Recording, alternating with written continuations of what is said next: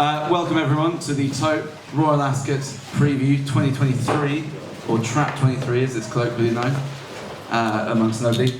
The esteemed panel we have here tonight is, it's a bit of a reunion. We got together for the Cheltenham Preview where we put up winners galore, and it's a pleasure to welcome Harry Findlay of Denman fame, but also of pro punting fame, and just general, general sport, owning the best Greyhound in Irish coursing currently, driving Leslie.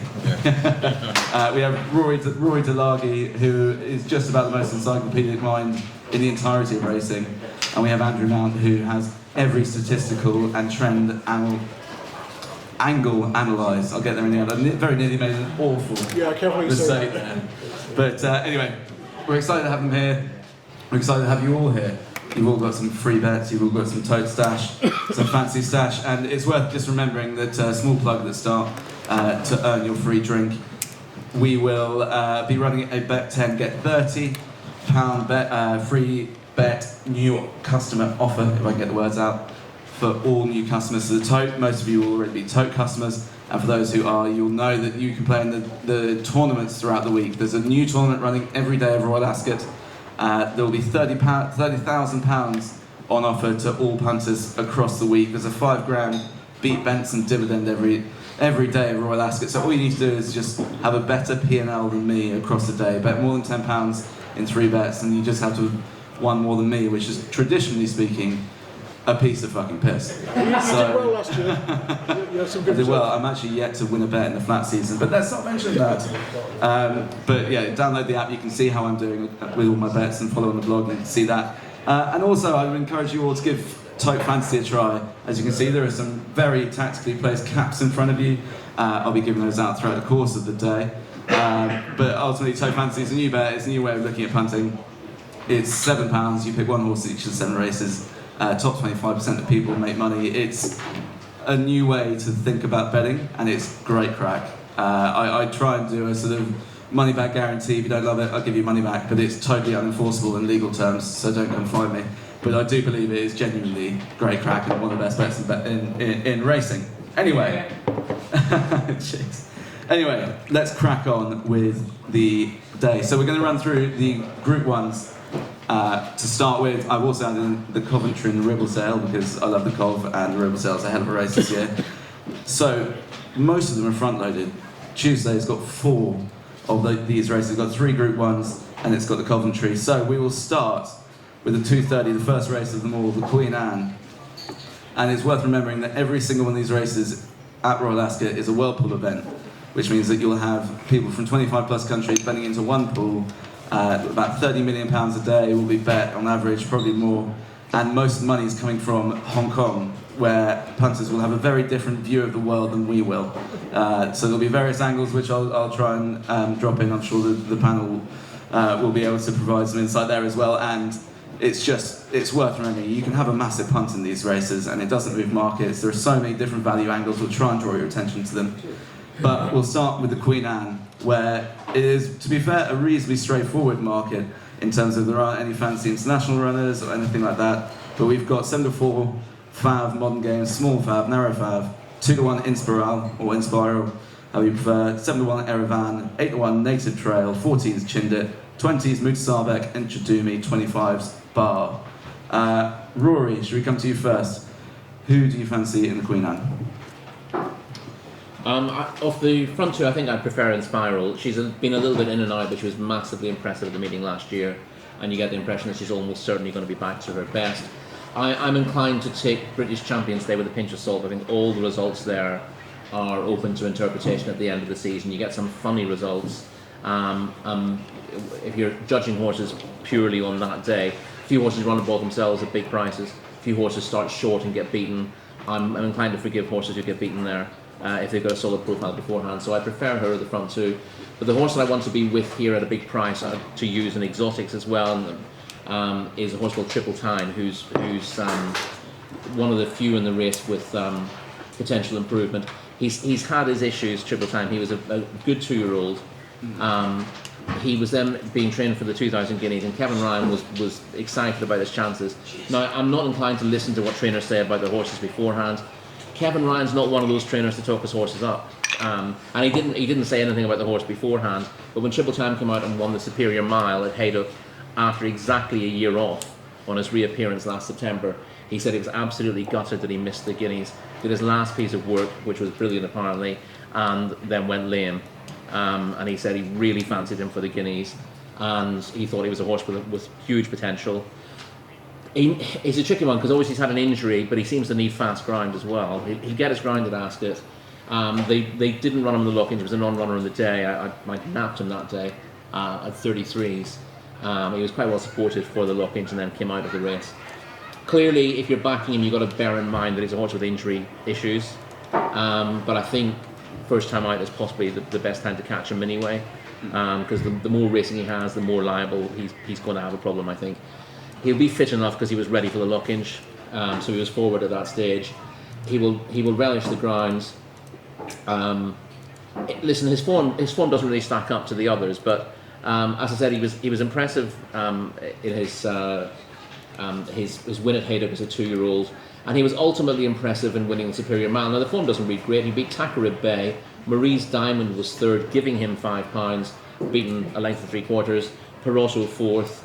But he did everything wrong in the race. You know, he was looked burly in the prelims. He over raced. He looked like he was going to run himself into the ground, and he still came through to win smoothly. It suggested that he would have improved an awful lot for the race, but the only option for him after that was at the Arc meeting on soft ground, and he didn't give his running. Now he's the kind of horse I think with a clear run could improve a stone on what he showed last season. As I say, there are clearly concerns with a horse with that kind of record, but I think when you're looking at the figures, he's a horse who's definitely better than the figures imply. And if Kevin Ryan gets him to Ascot at the peak of his condition, I think he could run an absolutely massive race. He must be a huge price. Yeah, he's 40's one near there. Yeah, and that price can't get that much shorter because he's not the kind of horse that anyone's going to latch onto. That price will also be even bigger on Whirlpool because he also takes one of the great indicators in Whirlpool, which is bizarrely we ran some analysis, and the two most underbet trainers and trainer and jockey that we would recognise are the two Kevins. Kevin Stott and Kevin Ryan. Okay. So if you fancy a Kevin, it's probably value on Whirlpool. Any Kevins in tonight? Yeah, Triple Time. Anyway, Andrew, do the stats back that up, or were you siding with something else? Yeah, I like Inspiral. I held a very unpopular opinion about her defeat at 7-1 on last year in the Falmouth Stakes, that she was badly drawn in a 5-runner race at Newmarket. Basically, she was stalled 5-5, raced closest to that far side rail, which was dead as anything. Yeah. You watch every single race that day, anything that was the closest to the stand side rail won pretty much. I took her on, did the exacta with the winner in third at Sandrine, and so a lot of people blame Frankie Dettori. I think he was on the wrong part of the track, simple as that. So she's won next time out, and then like Rory says, it's too soft for her on Champions Day. Her form shows a win on good to soft in Deauville, but you look at that, I think they broke standard by about a second and a half. It was like French good to soft, which is sort of good to firm in places. And I think that's where Kirkland Tellwright's retiring too, isn't it? But yeah, I like Inspiral despite the absence. She goes well fresh. I think the Goslings know what they're doing, and I'm not worried about the lack of prep race. At least one of them does, anyway. Oh, exactly. Yeah. Oh, poor old Sadie. Well, at least one.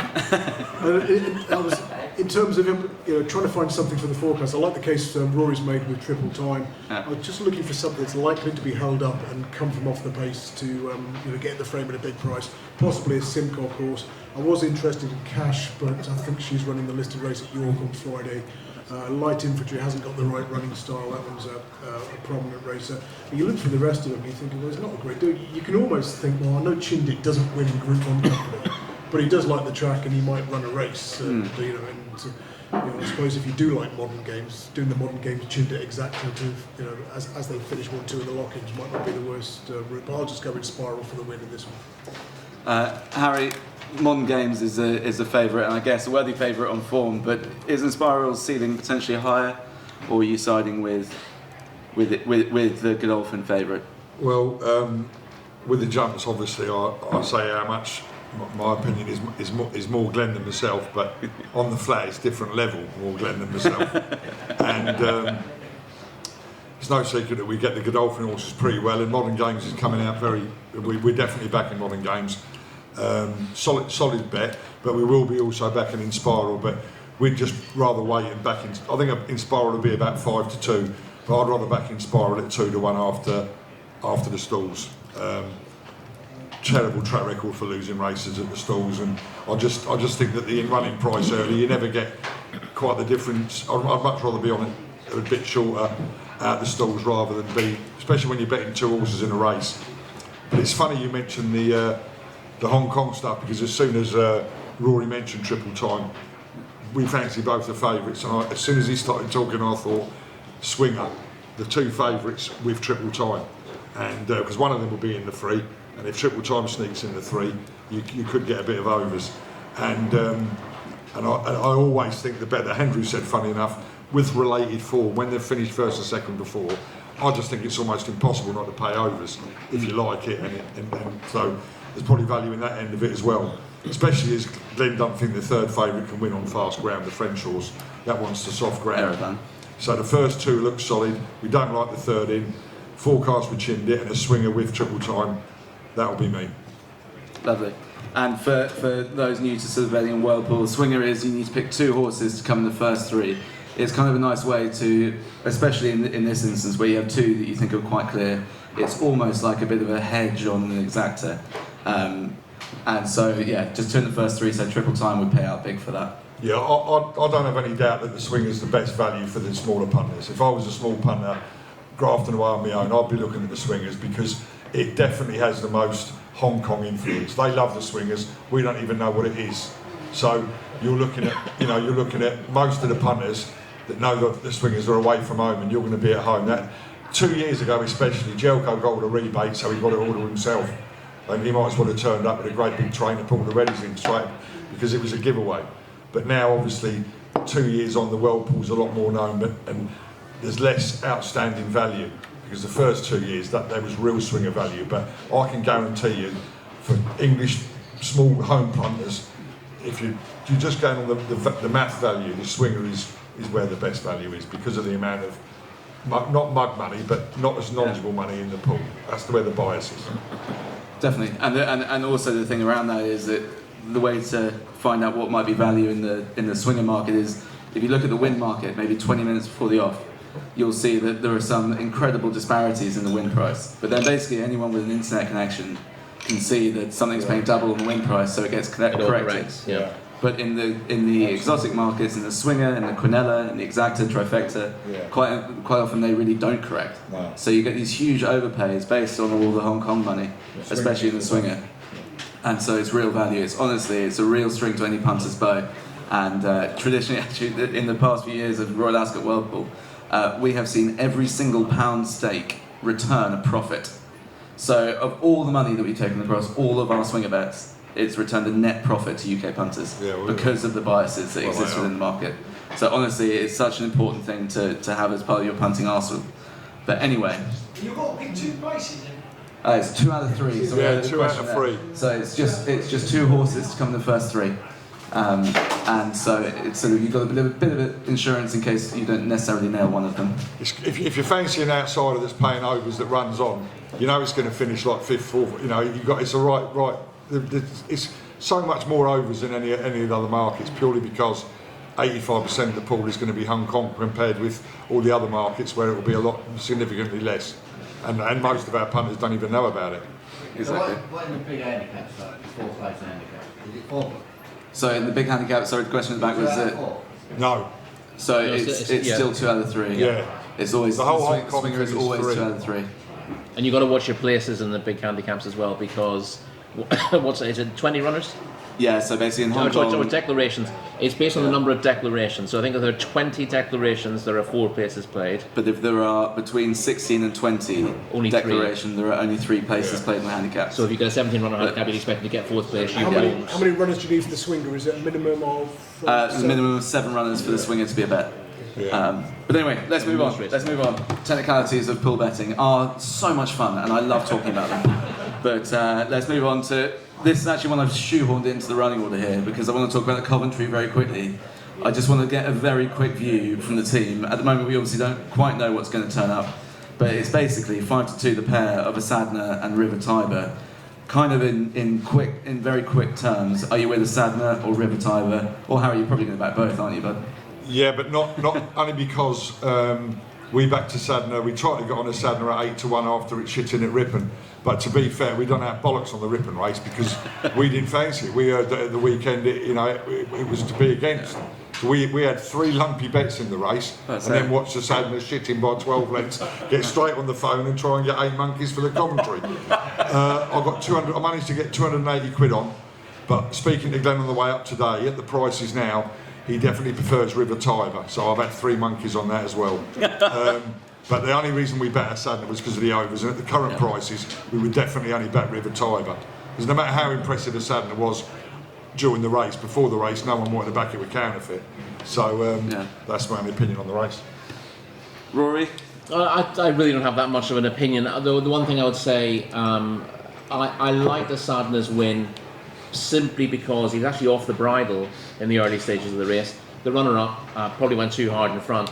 And what I liked about a Sadner, if he'd absolutely blitzed them from the start, I wouldn't be interested.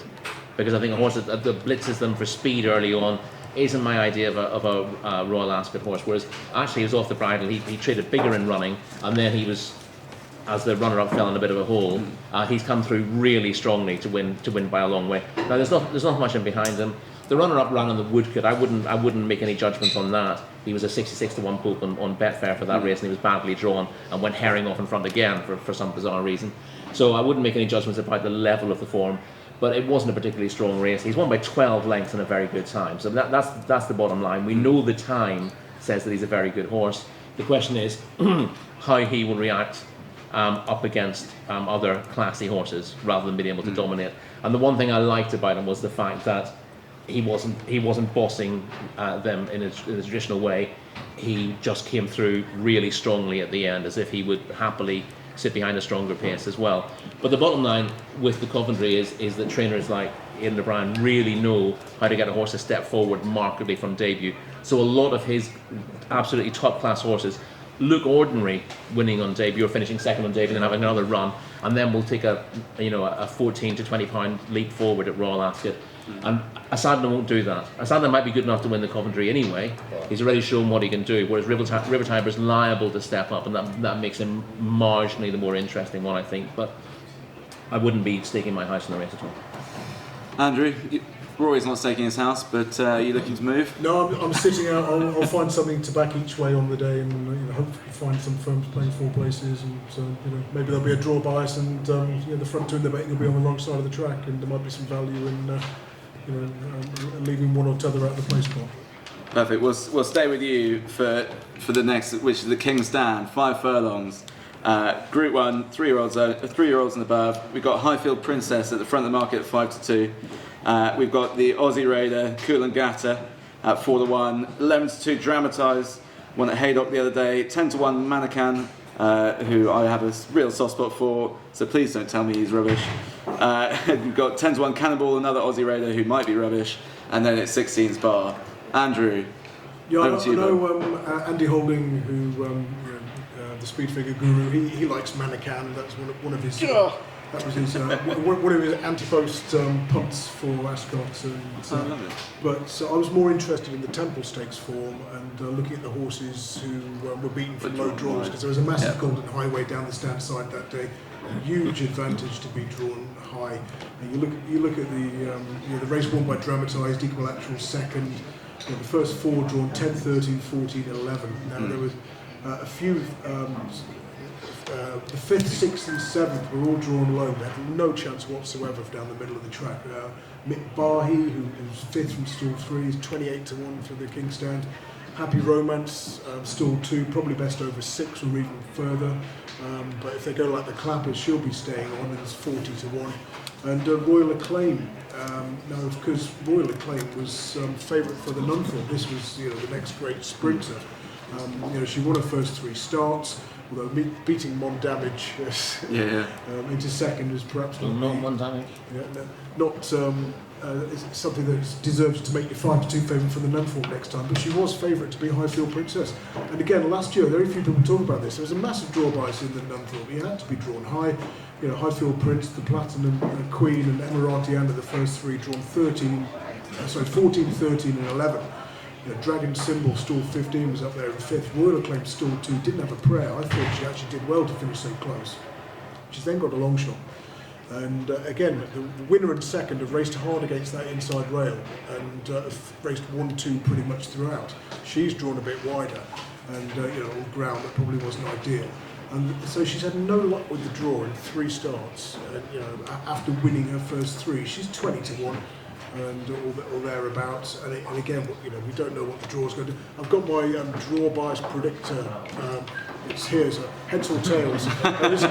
This is based on a lot of research. And last year, basically, whatever happened on Tuesday, you did the opposite on Wednesday and then switched again on Thursday. So, we're guessing if you get 16 runners here, we don't know which side you want to be on at the moment. But Royal Acclaim would be my pick of the 3. But take on Dramatise, because that one was flattered from that draw at Haydock.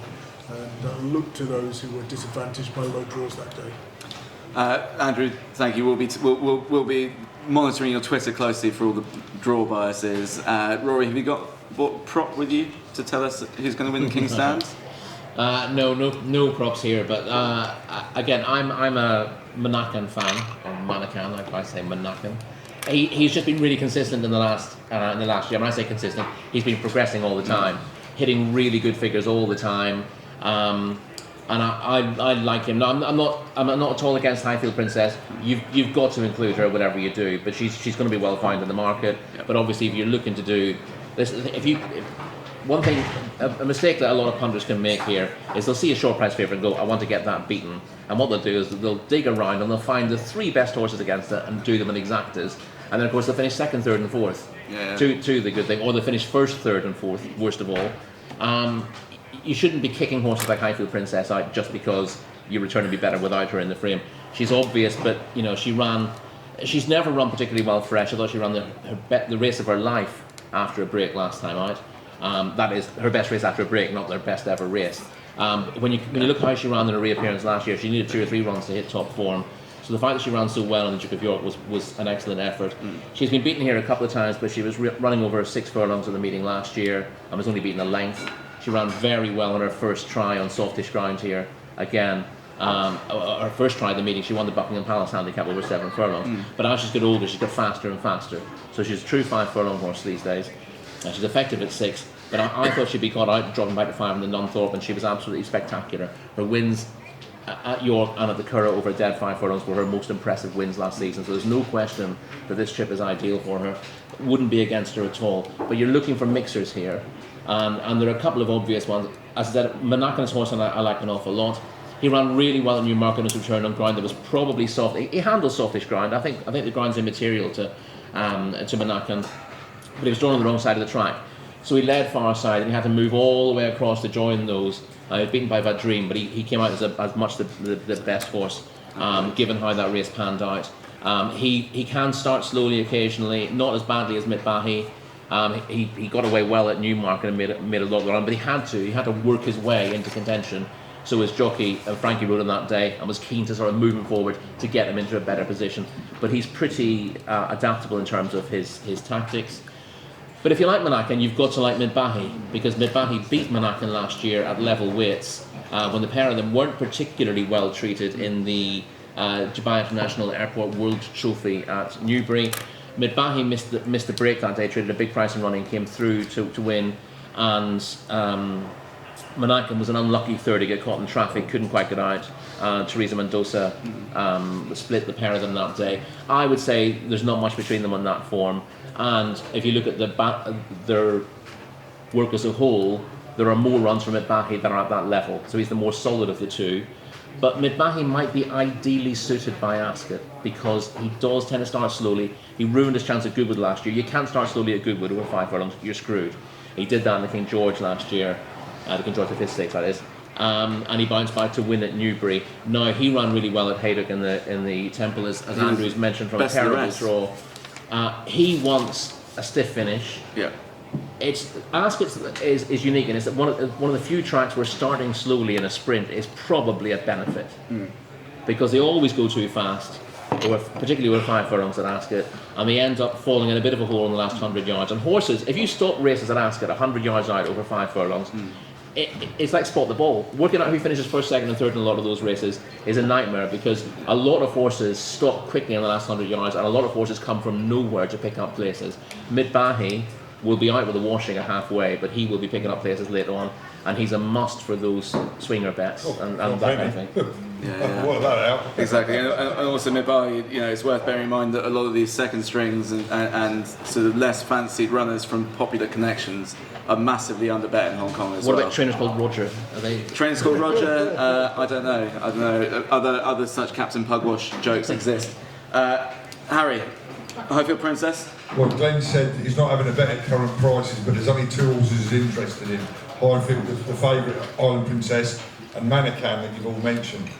So, with that, for me, it's just a moral that I'll be playing Mannequin and Midbahi in that swinger, probably with a jolly.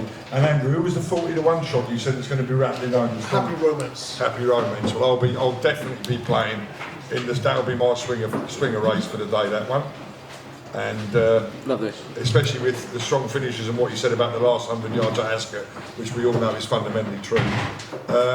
So that's it for me. And the other reason why I like that is that none of the Aussies have mentioned Coolangatta.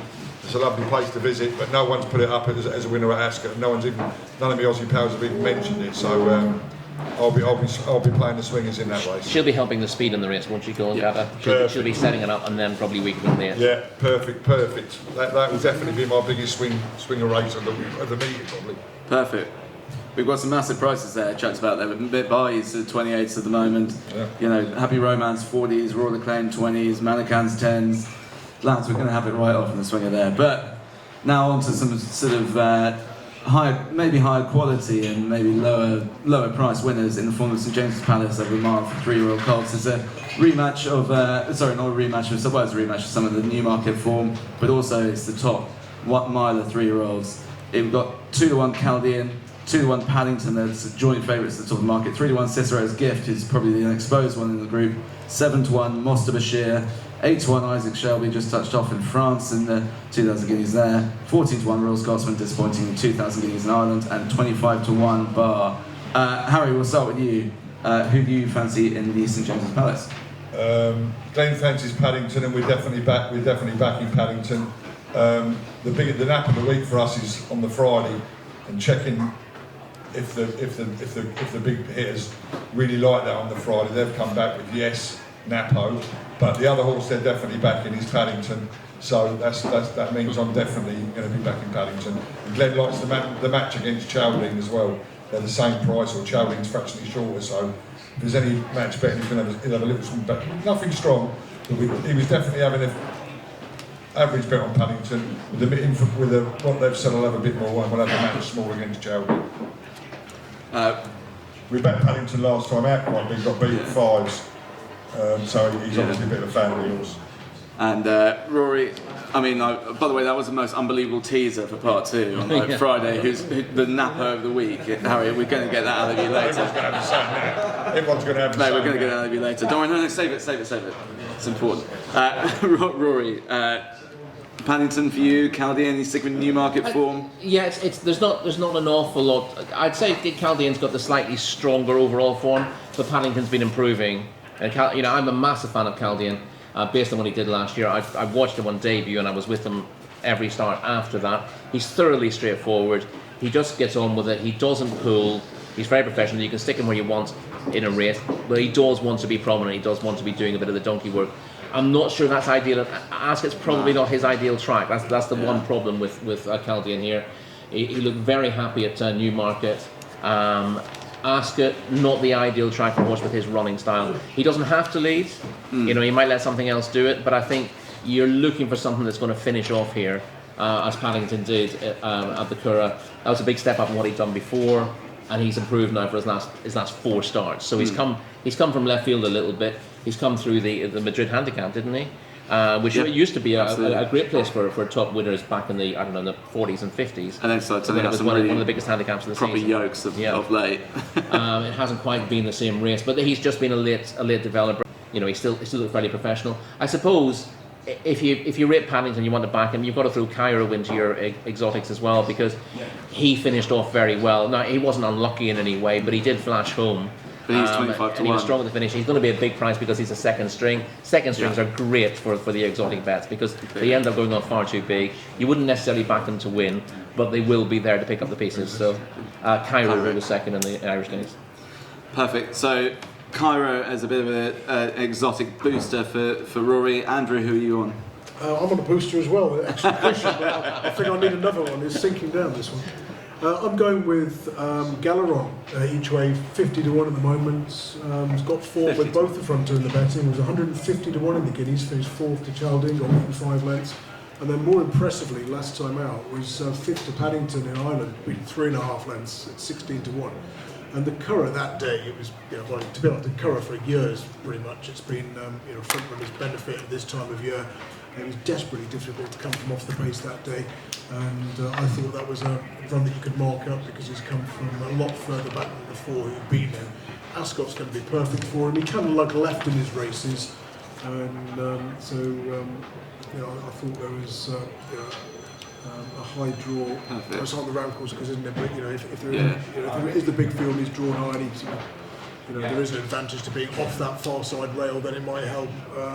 50 to 1, he had a good chance. And Knight was the semi-interesting one for the Crisford yard. He was unbeaten last year. He went off just 9 to 2 in the Greenland behind Isaac Shelby. But he was poorly drawn. There was massive bias to low numbers that day down the middle at Newbury. Anything towards the stand side rail didn't have a prayer. And although he was beaten a long way in 7th, he was always close to that rail from his poor high draw. So I think he can leave that well behind wherever he goes next. He was due to roam France, but didn't. I don't know why, whether there's been a problem. But he's 66 to 1. So, but Galeron will be the one. I mean, to be clear, Andrew, you tipped up a 50 to 1 shot and a 66 to 1 shot. I mean, if that exacta comes up, I mean, you never need work again. Right, we'll move on to Wednesday. So that was Galeron and Knight for those paying attention to the incredibly big shot. So we'll move on to day 2, the Wednesday. There's just a one race here to cover in the Group 1s, which the Prince of Wales is. It looked like it was going to be an unbelievably vintage Prince of Wales, but sadly we've had Desert Crown pick up a small knock after doing what was apparently the most lightning piece of work that any horse has ever done, which will stand him well at start, I'm sure. So we've got left in the field, we've got 2 to 1 Luxembourg, 2 to 1 Adayar, near enough joint favourites the pair, 7 to 2 My Prospero, 4 to 1 Baybridge, but potentially a non on this ground maybe, 16 to 1 Sim Camille for France, and then 25 to 1 Bar. This to my eyes looks Luxembourg's race to lose. Andrew, would you have anything to put me off? To be honest, I've got no strong opinion on this race. Last year it's worth remembering that everyone was saying, Baybridge is going to win, Baybridge is going to win, and then there was 5 or 6 runners on the day. There was one front runner, state rest, and what happens? Allowed to tootle along at the head of affairs and make all. So this could cut up, I think. I mean, Luxembourg made all last time. Yeah. Could he make all again on this? He's a stare at the trip. I wasn't massively keen on Adayar, even though he was a winner last time out. So I would go Luxembourg over Adayar at the head of the bet, and maybe if I was going to play a match bet or something like that. Yeah. But, I'll see. I'll look at the shape of the race on the day and try and find something each way to keep one out the back into third. 50 to 1 or 66 to 1. Perfect, Rory. Do you have a bit more conviction around this race, or similarly on the fence? Pretty much the same. In fact, absolutely identical, really. Luxembourg would just about be the choice at the moment. He's quite a gross horse who needs at least a run. He's not easy to get fit, and he's had instructor campaigns through his career. So last year was pretty tough for him, and the one time he was right, essentially, he was very impressive in the Irish Champion Stakes. Now, one of the questions with him is the grind, because he's not raced in anything quicker than good, and it's liable to be on the firm side. Touching wood, we don't know what the weather's going to do. That's actually what it will ride like. It looks like they don't mind having firm ground at Ascot. It's not one of those tracks that worries about keeping it on the soft side of good, because it's an international meeting and because they get a reputation to uphold. They have to be able to race on firm ground. They will water to try to sting out of it, but there has been the going has been firm on 2 days in the last couple of years. So it's possible you're going to have very fast ground, and that would be a slight worry with Luxembourg. But less for Delargy, he seems to be capable of running on any ground, but neither of them are fast ground specialists. There are likelier winners in this race who are not going to run, who are going to go out, going to go to the Eclipse and stuff like that. There, and obviously they're still in the race, and we won't really have an idea what the field looks like until the 5-day stage, and then declarations beyond that. So it's not easy to make a call. But at the moment, I think Luxembourg is the most likely, because I think he will step forward again, as long as they can keep him sound. Perfect. So 2 tentative votes for Luxembourg. Harry, do you have any more conviction? It sounds like I'm the only one who actually really fancies something. No, Glenn doesn't like any of the first three. He's happy to take them all on. He like all of us. I don't think Baybridge will run if the ground's like that. The only horse he wanted to be within the race was St Camille, but looking at the betting tonight, looks like that won't run either. But that was the only horse he was interested in betting, and certainly didn't want anything to do with the front foot. Harry, sorry, we'll stay with you. We're moving on to the Gold Cup. What I like to call the champion bumper of the summer, and it's 3-1 Eldarov, 3-1 Coltrane, 5-1 Emily Dickinson, 8-1 Courage Mon Ami, who just won a Goodwood handicap of 98, 9-1 Yibir, 10-1 Broome, 14's Bar. Wide open this year, you'd think. There's no Stradivarius, there's no Yates, there's no anything. I prefer it when there's a good scheme. Yeah, exactly. So who are you siding with at the front of market? No one. Again, don't think somebody Dickinson can't win on the fast ground. I agree. And the only bet he can possibly have in the race is small each way bet on Yabir, and that will do for him. Perfect. Rory, do you think there's a potential superstar in here, or No, is there's absolutely no potential superstar in here, I'm afraid. It's a really disappointing looking field. One or two who were interesting. Haskell's out of the race now because she's been retired after picking up an injury, and she was interesting. Emily Dickinson's kind of been groomed as and it shows that they're short of talent in this division at Ballydoyle, that she was even put forward for that in the first place, but she doesn't particularly appeal. Eldarov, listen, he should come forward for the run at York. He was disappointing after the St Ledger, but he won the St Ledger in pretty good style. I can see him coming forward. I don't really like backing 4-year-olds in the Gold Cup as a rule. I think if I was having a bet in the race, the only horse I could back, and it would be, it's shit or bust really, is Subjectivist.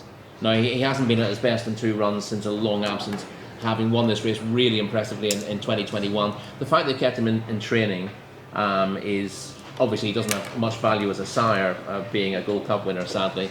But the fact that he's taken 2 races this year and he's still sound is a massive plus.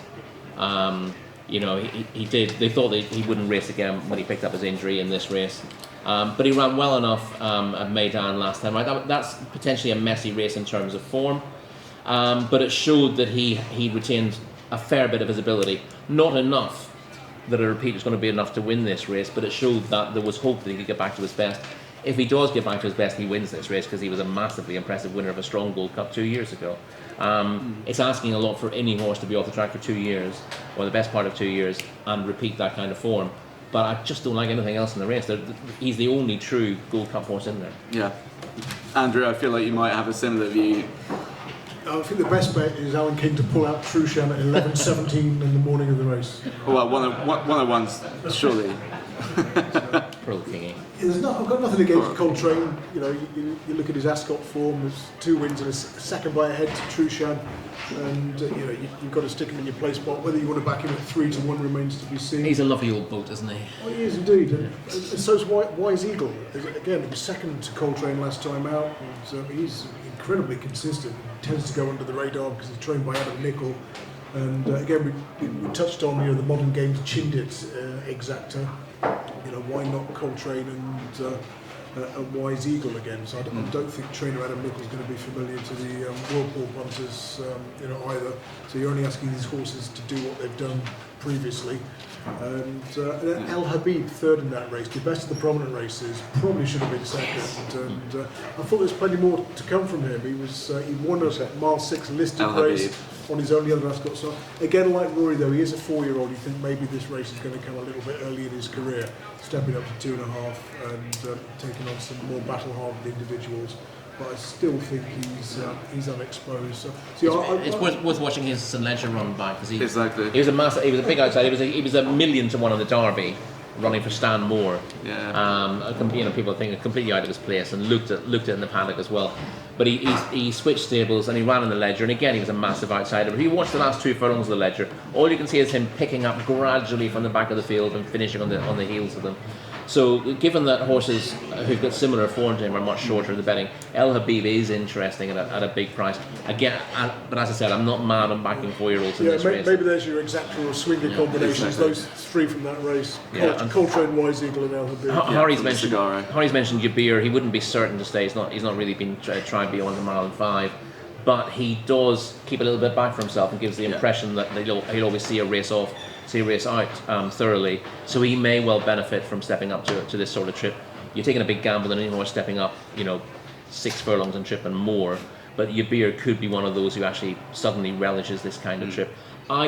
Given the operation, I thought they would have spotted that talent before now. And they've been trying him at 1.5 miles. But it is possible. It wouldn't be a massive surprise if Yabir suddenly turned out to be a very good stayer. On Friday, and for me, this is one of the best favourites of the week in the form of Little Big Bear at 13-8. We've then got Sakir at 4-1, dropping down in trip after the Guineas. We've got 10-1 Shaquille, who has a right chance to give Julie Camacho a Royal Ascot winner. 10's also Lazoo, 12-1 Noble Style, who's not to be written off. 14-1 Ocean Quest, 20-1 Bar. This is a proper race, but I suspect Little Big Bear is head and shoulders above them. Rory, can you talk me out of it? No, I can't talk you out of it. I think he is liable to be the best of these. Listen, he was well drawn when he won at Haydock last time out, but he'd have won that from anywhere. That was a bounce back to his very best form. I didn't have him down as a likely stayer at all at a mile, but obviously the Guineas was a write-off. Aidan O'Brien said at the time that the travel had gone. They couldn't travel when they wanted to. He likes to travel as late as possible with his horses because of the bloody coronation on Guineas weekend. Whose idea was that? That ruined their chances. But he was very impressive at Haydock, and he's better than that. We saw as a 2-year-old that he's absolutely spectacular on his day, and he proved at Haydock that he's trained on. Strictly speaking, the bare form of the Haydock win is on a par with what Shaquille did at Newbury. But I think from all we know about Little Big Bear last season, as a Little Brown Bear ran the Grand National. Very different horses. From what he did last season, you know that he can be spectacular. And I think Shaquille sets us up for him. Shaquille just wants to get out there and take control. He's going to try to boss James Doyle and say, right lad, let's go and win this race. And you can't really do that over 6 furlongs at Ascot. You've got to keep something back for the finish. And I think Shaquille is a very, very talented horse. And on a speed track, I've got a lot of respect for him. But I think with his headstrong nature and with the nature of the Ascot track, what he's going to be doing is setting this up for Little Big Bear, giving a toe into the race. And Little Big Bear's turn of foot, which is exceptional, will surely win the race from there. So Little Big Bear for Rory, thank God. Andrew, you're now, I'm sure, going to dash my hopes with some 50-1, 66-1 exacta. But who do you fancy in the Commonwealth? Hard to get away from Little Big Bear. I've generally been taking away anything that was drawn high at that Haydock meeting in the sprints, so I'll just put up a couple each way. Matilda Picot, who was 4th in that race, beaten a long way, but we'll be a fucking favourite one day. One draw at Haydock. There's only about 6 runners. Fucking hell. One day you'll back a 6-6-1 shot, and one day Andrew will back a fab, and one day I'll back a fucking winner. So there we go. Don't hold your breath. Matilda Picot was 4th to Little Big Bear at Haydock in the Sandy Lane Stakes. And I thought she might run a race here, and maybe to finish 2nd to the favourite in an exacta. It's the same form line. And the one that interests me, Kevin Ryan's horse, Queen Me. She was very strong in the market on her debut at Haydock last year. She won that as the 6-4 favourite. Went to the Lowther at York next time, Group 2, it was 20-1.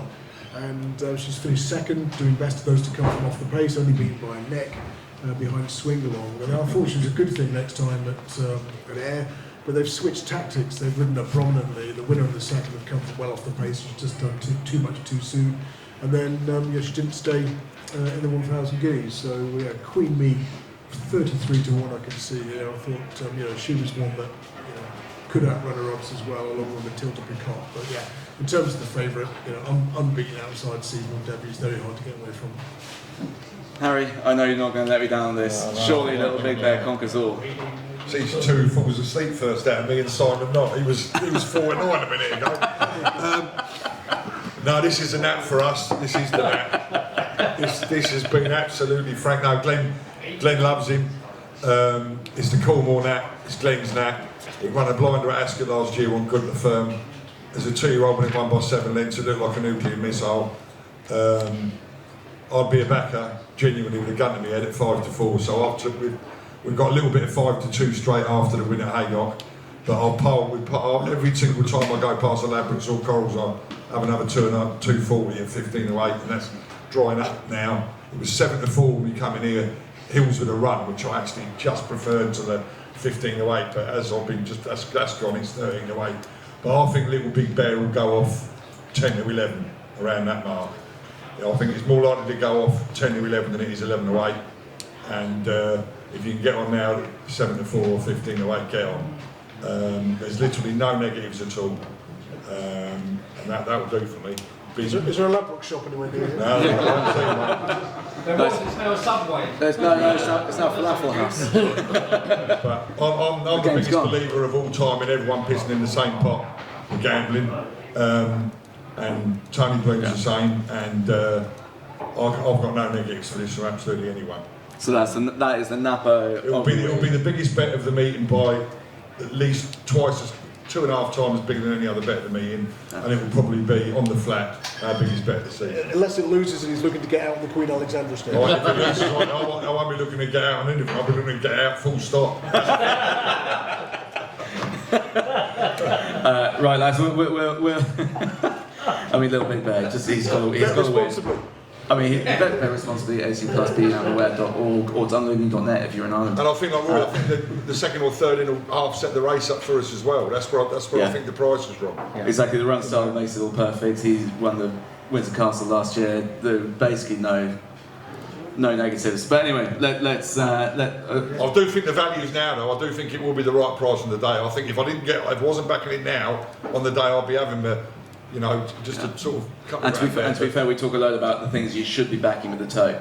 This is probably one where you'll still get matched at SP with the tote, whatever the SP is, and you can get on in size. Now this is one to back now. But ultimately, this is right. This is one to back with the bookies. One of our many betting partners. You could get valued with the exactors, a few outsiders to finish second. Yeah, still always the swingers, the exactors, and stuff like that. Some of the class horses there are going to set it up and maybe crack, and others will be sort of running through later on. It might be 5 lengths seconds, but that'll still pay you out. Let's very quickly rattle through the last 2 Group 1s that we've got. So we've got last Group 1 on Friday is Coronation Stakes. We've got Tahira at a shade of odds on at 6-5 on against Morge, Newmarket Conqueror at 5-2.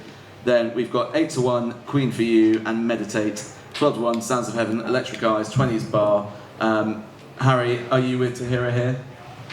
Yeah, we both had 1,200 quid at 5-4 last week, but not because we thought she was a certainty, but mainly because we got told that a setback for Morge, the second favourite. I mean, that was a major reason for the bet.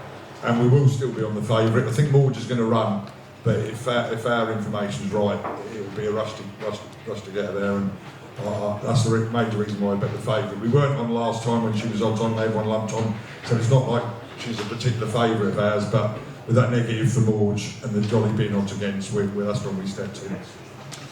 Rory, can you see anything beating Tahira here? She can beat herself, possibly. She over-raced a little bit in Newmarket, which has got an awful lot of class. The ground could beat her, if you want to be really blunt about it. She was Her form as a two-year-old came on softish and heavy ground when she was really impressive in the Moyclair Stud Stakes. I don't think it's a massive issue for her. I think she would prefer good ground because she's a good mover. But she's not a fast ground specialist. I don't think that should make much difference at Group 1 level, though. You know, when you're dealing with handicaps, you know, those small differences can add up to an awful lot.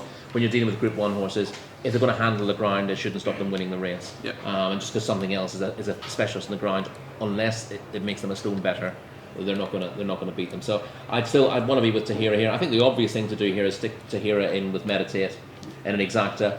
Maybe cover yourself in case Meditate improves again, which she could do. She's been second to Tahira twice in Group 1s. She's a very, very tough filly, Meditate. Again, she was disappointing at Newmarket, but improved enormously to finish second at the Curragh. There's a length and a half between them. Meditate will definitely handle the firm ground because she won on firm ground at the Breeders' Cup. So she's guaranteed to run her race. I think Tahira has shown herself to be better than Meditate, but not miles better, and I think Meditate is easily the most likely horse to finish second. Lovely, Rory. Meditate would also be my choice. I know you're saying Tahira probably wins, but Meditate for me as well. And Andrew, You guys have nailed the exact. I'll throw in Jim Bolger's Comra for the trifecta there. Jim Bolger's Comra. Cora. How do you pronounce it? Cora. I knew I'd get that wrong. Cora. Comhra. Cora. Cora. Jesus now. Yeah, she won cheek pieces for the first time last time when finishing third behind Tahira and Meditate in that race, and she's come from further back than ideal. Again, it was massive frontrunner's benefit. I mean, Tahira's probably done pretty well because she was a little bit further back than ideal, certainly compared to Meditate, who made very early running. And I thought because she was 150 and won that day, she's only a head behind Meditate. She's going to be underrated. She was also second to Meditate as well in Group 3 company last year over 6 furlongs. So her form ties in pretty well with that one. But she's going to be a much bigger price. So yeah, certainly consider her for your exotics. Oh, that's another one. With that negative for Morge, Tahira the favourite with Meditate and Conrad in a combination swinger. Oh, And I'd always pay a 25% premium to get on. Yeah. Honestly, that's it's going to be massive overs. You're just hoping that Morge turns up. Yeah. Right, we'll quickly move on to the last race before the break. The Queen Elizabeth II Jubilee, formerly known as the Platinum Jubilee. We've got 4-1 Fab, Artorias from Australia, who was third last year, beaten only 3/4 of a length. We've got 8-1 Highfield Princess, bearing in mind that she's running definitely in the King's Stand, she might not come here. We've got 8-1 Wellington, who I'll mention in a second, because we then got 10-1 all the English, Kinross, Art Power, Sacred, Rohan, and then 14-1 Alsa Hale, 20-1 Bar. Wellington's very interesting here because he's the only Hong Kong horse who's running all week. And he is trained by Richard Gibson, he's won 12 times in Hong Kong, he's a 4-time Grade 1 winner over there. Although he has been beaten in his 4 starts this season, he still will attract a large amount of money in the World Pool because he is so familiar to Hong Kong. He'll be ridden by Ryan Moore. He will hopefully make the market for everything else here. So it's a very interesting bet in the World Pool context. Andrew. Yeah, it sounds like he's going to go off odds on. You might as well just back everything else. No, unfortunately, if he hadn't been beaten 4 times this season, he genuinely would go off, near enough. So the 2-1 Fav, but he won't because he's been beaten. But Andrew, who would you like to against him? Maybe. You've got to respect Artorias. I thought he ran the blinder last year to death. He for third because he was drawn on the wrong part of the track. There was a monster draw bias in this race. It had to be drawn high. He was drawn 2 of 24. That was a huge effort. But Rohan was the one that I'm particularly interested in. He won the race on the far side on Champions Day. And he's won the last 2 Wokinghams. He clearly loves the track. His comeback run was needed. It will put him spot on for this. And I thought if the draw's kind enough, then Rohan was the one for me. Lovely. Rohan for Andrew. Rory, are you siding with the British or are you taking something from the Well, I was going to try to be clever and put up Rohan as well, but then Andrew's beat me to the punch. Well, no, he just absolutely loves Ascot. He's not quite a Group 1 sprinter anywhere else. But yeah, he was. If you look at his last run, he's got no chance. But he would have needed that quite badly, and they clearly would have just primed him specifically for this meeting. He's going to have decent chance. He's going to be a biggish price. The weird thing, he won at a big price last year, he was punted off the boards when the market opened, and I've ignored him, thinking, oh well, the price of Rohan's gone in the Wokingham, and then on the day he's ended up drifting back to the price he started at, and then bolted up. So yeah, he's trying to run above himself, so he's a horse to keep on side. You know, if there is a proper Group 1 sprinter in here, they might get the beating of him. But I'd be negative about most of them, to be perfectly honest. Plenty of these can win if things drop right, but I think a lot of these do need things to drop right for them.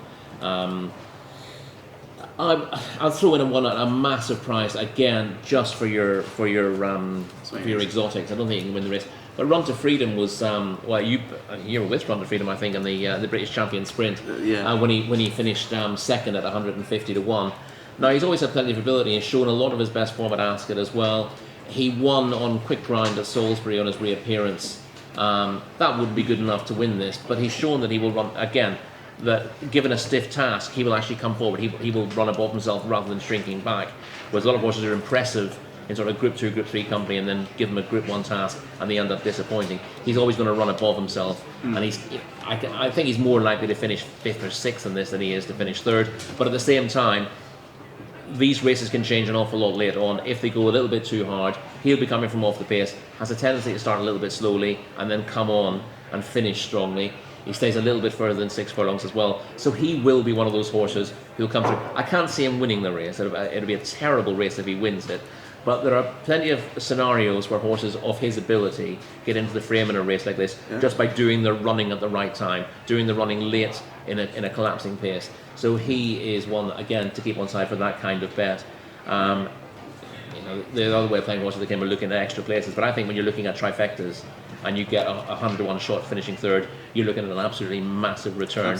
And you don't need a shock in the first 2 places. I think again, people often try too hard to engineer a result that gives them a huge return, whereas all you need is one shock in the trifecta places to give you a really good return. You might think, well, there's 3 or 4 here, you should have it between them. Just stick the outsider in to finish 3rd. You don't have to stick it in a full combo trifecta. In fact, what I'd like to see on the Tote website is a way of building those bets. You can? Yeah, you can. Well, other than just actually manually sticking them in. Yeah, no, yeah. You can pick a variation of horses come 3rd and 2nd without coming first. So he'd be a classic one where it's quite hard work to actually do this. If there was a way of being able to build that a little bit quicker, it's obvious to make this a UX feedback session. But as much as I am desperate to hear that feedback, as you can tell, I've missed out on several trifectas in my time by not getting them on. I mean, to be fair, Run to Freedom, his dad won it, so you know who'd say he can't win this race. I mean, probably all known form. But Harry, who are you siding with in the 6 furlong? No, zero opinion. Zero opinion. Yeah. Lovely. The only other thing I've also like earlier, none of the Aussies have mentioned the Australian horse. And if you look at what the Haggis horse done and another English horse this year that's gone over this summer, I don't think the Australians will be having a winner. So that's the only opinion I'd have there. And we then literally line through, same as the Woking. To be fair, you'll still be in Vegas after the little Big Bear stuff, so you know, grand. Right, that brings the end of part 1. Thank you much everyone for coming back for the second half. We're going to keep this short. We're going to try and ping through on a day-by-day basis, basically all the other races. So we will start with Tuesday. Fortunately, we've covered most of the races on Tuesday, given it is the highest quality day of the festival. We've got the other 3 races are the Ascot Stakes, a handicap over 2 mile 4 for 4-year-olds plus, which is much like the staying, and Princess Alexandra, a Willie Mullins benefit. But we've then got the 5:35, we've got the Wolferton listed race for over 1 mile 2 for 4-year-olds, and then we've got the Copper Horse Stakes handicap over 1 mile 6 for 4-year-olds plus. Harry, on day, I'll tell you what, we'll start at the other end. We'll go Andrew. Andrew, on the Tuesday, do you have anything in the Ascot Stakes, the Wolferton, or the Copper Horse potentially? No. This is gonna be fucking quick. Yeah, I'll just say in the Ascot Stakes, just look to the Mullins horses, but the ones who ran over hurdles last time out. I think sort of 4 from 15 with those, and he's had several places as well. But, so yeah, we don't know the decks for these races yet, so there's not a lot to say. Exactly. Rory, and anything, certainly in terms of sort of type of horse you might look for, or anything you think is particularly well handicapped, or obviously there are lots of different races that these horses can run in. Yeah, I think in terms of the Tuesday handicaps, there'll be a few races where we've got the Wokingham and the Royal Hunt Cup. We've got early entries for those, so it's easier to talk about them. Tuesday handicaps, we don't have any runners at all, and it's difficult to do anything. There's not. What I want to talk about at some stage is where you've got potential draw biases that will work in your favour, particularly where they're sort of counterintuitive draw biases. But that's not particularly strong on Tuesday, with obviously the Ascot Stakes over 2.5 miles. The Cup Horse Handicap is a new race over a mile and 6, and there hasn't been much of an angle in there thus far. So I'll wait until Wednesday. Perfect. Harry, guessing probably a similar view, not too much to add on the Tuesday. No, as I said, got the mic. No, as I said, I know they fancy the Paddington strongly in Glendale. So a small bet on that, really. That's it. No. Married that. I like that. I like the look of that King Stand swinger play, and I'm glad I got the chance to tell punters about the swinger, because a lot of them, not being Hong Kong wise, don't realise, you know. And I was just, Rory at the break was saying the same thing. He was saying how he'd been playing the forecast, the Quinella, which is effectively the forecast, and you know, thinking, well, hitting the post or hitting the bar, whatever they say, and not getting much value anyway. And he was half sort of wondering where the value was, and on the stats, it clearly is a swinger. And I working that out just on the probability and how punters. My thing would be how punters' minds work, and it's so obvious that a swinger. But you know, and for the foreseeable future as well, it will take years before the balance is you know, there'll be less value on it this year than last year. But you know, if I was just going to, if I'd had no opinion, if it wasn't for Glenn, I'd had no opinion on the horses at all, and I'd just bet Little Brown Bear Lumpy because everyone likes it. And I as a mathematician, probability expert, I would be playing swingers, nothing else. I'd be going to these sort of things. If I was to, I'll sit to Simon come and interview me of that thing for an hour, and I make it obvious. Everyone says, "Oh, you ain't got any opinion and all that," and I make out I've never got any opinion. But I'm a genius gambler. I've got more influence on Tony Bloom than anyone else on the planet, and he knows that. Everyone knows that. And the fact of the matter is, you've got to play to your strengths. And mine is jackpots and scoop sixes. Obviously, I want to scoop six back 19 times on my own. But the value now, the best value for any punters now, is swingers by a mile. And that literally, without Glenn's card, if Glenn never had a card and we said, "Oh, I'm not doing it this year," that is all I would play on. I'd look at the swingers. That's 7 horse races, 8 horse races, 9 horse races, because by far and away, that supersedes anything else in terms of value on the math. I mean, Harry, we could pay a lot of money for sponsorship and promos and stuff, but nothing's going to get better than Harry Findlay telling you that the best value bet in racing is the swinger. Yeah, but whatever you do, don't bet the Little Brown Bear with the tote, because that's Ryan Moore's on top of that and all, and that's part of the reason why I think it will be 10. That's part of the reason why I think Little Brown Bear will be 10 to 11, obviously, because I know Ryan Moore's on it. Yeah. I know it's them colours, and I know that the Hong Kong mob are going to go, "Here we go," and if they go, "Here we go," the Cornwall mob, it could start any price. Hence the 7 to 4 with the run. Yeah, the 18-year-old Little Brown Bear off his Grandmaster run should go well in the. Sadly, he's a lot older than in the Commonwealth. But anyway, right, we'll move on to Wednesday. So we've got a couple of 2-year-old races. We've got the Queen Mary over 5 furlongs for fillies. We've got the Windsor Castle, a listed race for 2-year-olds as well, but for fillies and colts.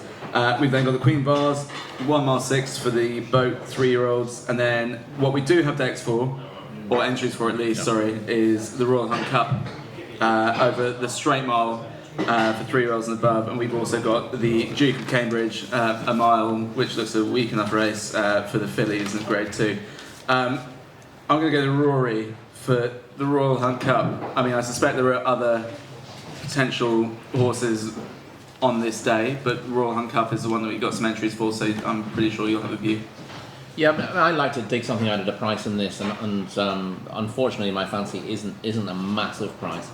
But I've been waiting for an ideal opportunity for Perotterworth. I think it was poorly campaigned last season, season before. He's a horse I liked a lot.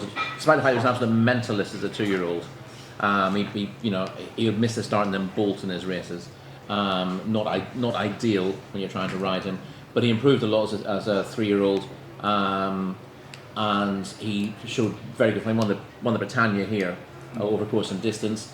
He was tried mainly in group company after that. Constantly tried in small fields. I think what he wants is a big field. His form when he runs in small fields, last of 6 at Ascot last year, last of 3 at third kind of conditions race after that, last of 4 behind Triple Time at Haydock. He doesn't want to be running in small fields. He's a horse who wants a really, really strong gallop. He's a horse who can take a real tug in his races. He gets warm beforehand. He does an awful lot wrong, but he's got a huge amount of talent. And he's moved this season to Roger Varian. I fancied him in the Victoria Cup despite the fact that he was dropping back to 7 furlongs. I thought the trip might not be ideal, but I thought he dropped to a potentially lenient mark. And I was with him that day. He did repay each way support. He finished 7th, but he wasn't particularly well placed. The winner was drawn on the other side of the track from him. He kept on very strongly, but he was up against the stand side rail, which is often an advantage in Ascot, but not that day. But what he wants, again, looking back at that race, he clearly wants to return to a mile. I mean, he's winning over 5 furlongs as a 2-year-old, but that's because he was just running without any restraint at all. And they sort of taught him to race as a 3-year-old. So he's gradually learned his game, but I don't think Marcus Tregonning placed him at all well last year, and he's moved stables, same ownership. He showed enough in that Victoria Cup to think that off a pound lower mark and returning to a mile, he will bounce back to his best, and he's very well handicapped with a mark of 96. Perfect. Perotto for Rory in the Royal Hunt Cup. We'll go to Andrew. If you have a Royal Hunt Cup fancy or anything else, I need to be very careful saying Royal Hunt Cup. Yeah, it's not as bad as the first Hunt Cup. Careful how you say that. Yeah, a few interesting ones in the Royal Hunt Cup. Latam, obviously, for the Haggis Yard, but probably needs soft ground. And did really well to finish 2nd in the Spring Cup at Newbury when racing towards the stand side. I had half a fancy for Outbreak for the Charlie Johnson yard, although the downside of anything from that yard, they seem to think it's compulsory to make the running and not ideal in the 30 running contest.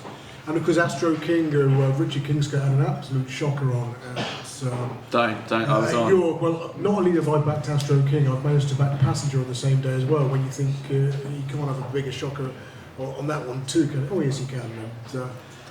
So yeah, Astro King, that was the first run for the Kublers, ran in this race for Sir Michael Stout last year, finished 4th, good effort, racing prominently when we know big field Ascot, come from off the pace is what you need to be doing. Hopefully he'll be ridden with the restraint and get a clear run this time. But he's favourite, or one of the favourites, round about 10 to 1, but it's fairly solid. And yeah, so Latam, if it did come up soft, but that looks unlikely. So the Duke of Cambridge, I really like Jumbly, but the 4 to 1 has disappeared and is now 9 to 4 in the last couple of days. And Jumbly ran at the current meeting on the 28th of May when it was massively impossible to come from off the pace, and she's finished 2nd. I thought that was a really good run. And the horses who finished in the top 4 in some Group 2, Group 3 or listed company last time out, got an incredible record in this race. They won all 10 renewals from 2012 to 2021. Last year there were only 2 of them, and they included the 40 to 1 second. It's a strange system because sometimes you get 15 qualifiers, other times you get like 2 or 3. But it just always seems to throw up the winner, 12 times over the last 13 years now. So would you give Prosperous Voyage a shout on that? Yeah, I mean, Rory knows more about Prosperous Voyage because he napped this one when he had Epsom last time out when I was dead against. So I'll hand you over to him. Rory, Prosperous Voyage in the Duke of Cambridge. Yeah, it's a much tougher ask than it was at Epsom. I thought things were wrong for her at Newmarket and she would bounce out and make all at Epsom. She didn't. She missed the start, and Frankie had to be very patient and give her a really good ride to win narrowly. But she beat Random Harvest 3/4 of a length. She was getting £3 from Random Harvest. So that this isn't up with her best form from last season. So I thought she was a good thing on the day, and she's got the job done. I got the exacta as well. I was delighted with that, but she was hardly impressive. And I would say this is a much tougher ask for her. She ran okay here last year, but I wouldn't have thought Ascot would be her ideal track. She wants a speed mile, which is why I was very keen on her at Epsom.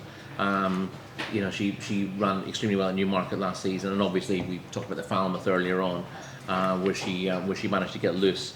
But yeah, it's her speed that wins her races, and I think the problem with that is it's not the ideal scenario over a mile at Ascot, so I would be inclined to be against her on this occasion, given that she rather scrambled home in a weaker race last time. So is it probably Jumbly for you, but kind of waiting to see for the decks on the day to see if there's a bigger price? I'd have wanted a bigger. I like Jumbly. I've liked Jumbly for quite a while. She's obviously changed stables. She races in the Tabor colours, the Mrs. Tabor colours, and again she didn't get a great campaign last year.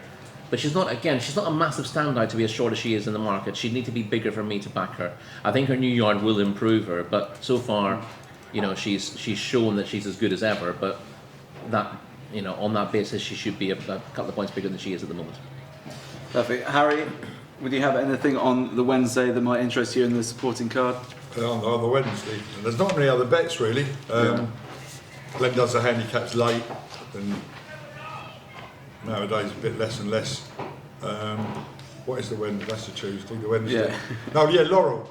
Funny enough, the only bet of the day.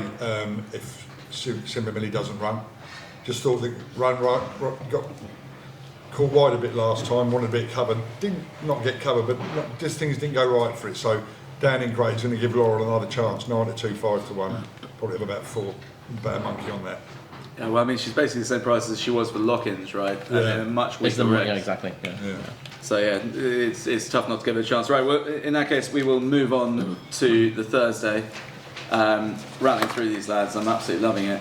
We'll come back and after we've got everyone's sort of thoughts, we'll come back and get everyone's sort of naps of each day, and see how we go from there. So we will kick on now with, we've got the Norfolk, which is elite status at 6 to 4 versus American Rascal.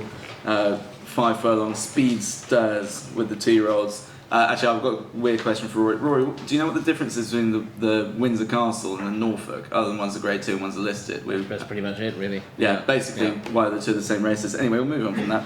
But in fairness, the pair of them get big fields, so if they end up getting 7 honours in each of those races, you could say, what's the point in having one of them? But they both get very big fields. They're there because they're traditional races at the meeting, and that's there's both for 2-year-olds, same conditions, only one's listed, one's group 3. Fair enough, that's me back in my box. So we've is it group 2? Is it group 2 the Norfolk? Was there? Is it a group 2? Yeah, group 2. Norfolk Group 2. Yeah. And then we got the Britannia, one of my favourite races of the year. Even it's an absolute crapshoot. You never know how many group horses are going to be in there. A mile over the straight mile at Ascot, 3-year-olds only. Hampton Court, 1 mile 2, Group 3, and then we've got the Buckingham Palace. Rory, given we're in conversation, do you have anything on the Thursday that you quite like in the supporting card, or any angles? I don't have any horses that I've got lined up. But what I'll do is I'll pass on to Andrew and I'll dig out a couple of potential draw angles for 1 or 2 of those races and come back to me on that. Perfect. Andrew? No specific horses, excuse me, but the 1.5 handicap, the King George V Stakes, just be careful about those drawn very low. Since the draw was reversed in 2011, stalls 1, 2, 3, 4 and 5 got a combined record of 1 from 55. Now that was Hookham, Cockney rhyming slang, which won that off a mark of 90. Now he's now rated 122. Third in that race was Subjectivist off 94, who's now rated 123. So it shows you what. So you had to be sort of a Group 1 winner with 2 stone in hand to win from a low draw. That was Hookham won that from stall 4. So the next 2 to chase him home were stalls 12 and 15. So they sometimes go too fast, and they come late and wide down the middle of the track. So certainly wouldn't put you off perming some of the higher drawn runners in those 1.5 races. Yeah, just to fill in on that, the 1.5 handicaps are the best races. You've got this. The Duke of Edinburgh, and you've also got you got the, I want to say the Bessborough, but I'm stuck in King Edward the Seventh or something. Yes, not King Edward the Seventh yet, but the King George the Sixth handicap. There you go. They're both over 1.25 miles, and they both have a big bias towards high numbers. Andrew said don't back anything drawn low, but give you the draws of the winners of the Duke of Edinburgh in recent years. Working from 2022 backwards, Candle for Bristol Stall 18, Quickthorn 19, Scarlet Dragon 12, Baghdad 12, Dash of Spice 14, Rare Rhythm 19, Kinema 19, Arab Dawn 21, Arab Spring 12. I mean, literally, you cannot win from single figures in that race, and yet everyone thinks you want to be drawn low. If you speak to a trainer and when they get the draw, oh, I'm devastated, I'm drawn 16, I can't possibly win, and they don't look at the results of the race showing that you need to be drawn there to win.